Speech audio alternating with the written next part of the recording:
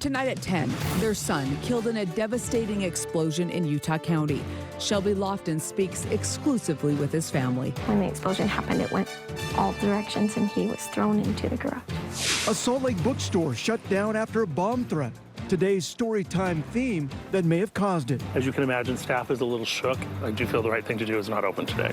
And liftoff of OSIRIS-REx. A story out of this world, a historic 7-year mission with NASA to land on an asteroid. And it all comes to an end in Utah's West Desert.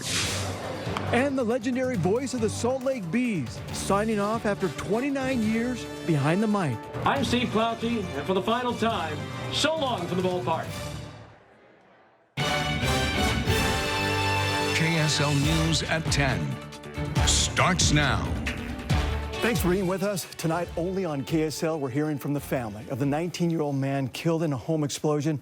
Parts of the Elk Ridge home there blew apart without warning on Friday. News specialist Shelby Lofton joins us live from Utah County tonight. And Shelby, investigators say this tragedy was a complete accident. Dan and Debbie, that is right. I spoke to the Utah County Sheriff's Office tonight, and they said they're still trying to figure out what caused this explosion, but they still do believe this was an accident. A family of 8 lived inside this house that suddenly blew apart on Friday.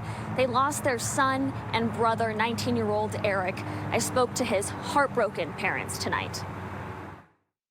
It's hard to see it. Julie and John Cheney sit in front of the cracks left behind by an explosion that rattled their house. We came running out and there was so much damage everywhere. And changed their lives forever. There were people walking across the street and they were actually saw him there and that's how I found out he was hurt. They had no idea their 4th son, Eric, was home in the driveway. It blew him into our garage. And then our garage door fell on him. Tonight, they're choosing to focus on what reminds them of Eric. He really enjoyed spending time with, his brothers and sisters, for sure.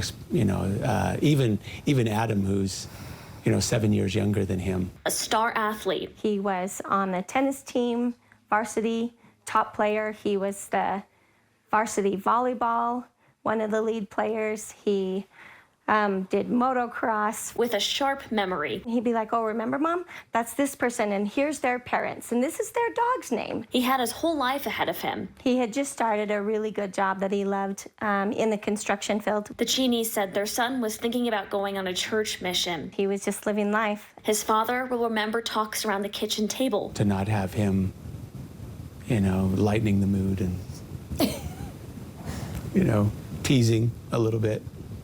We'll definitely miss him. His mother will miss his hugs. Sometime in high school, someone said, if you have 8-second hugs, you release dopamine, right? So he'd come home and he'd give me a hug and he'd say, no, Mom, it's not 8 seconds yet.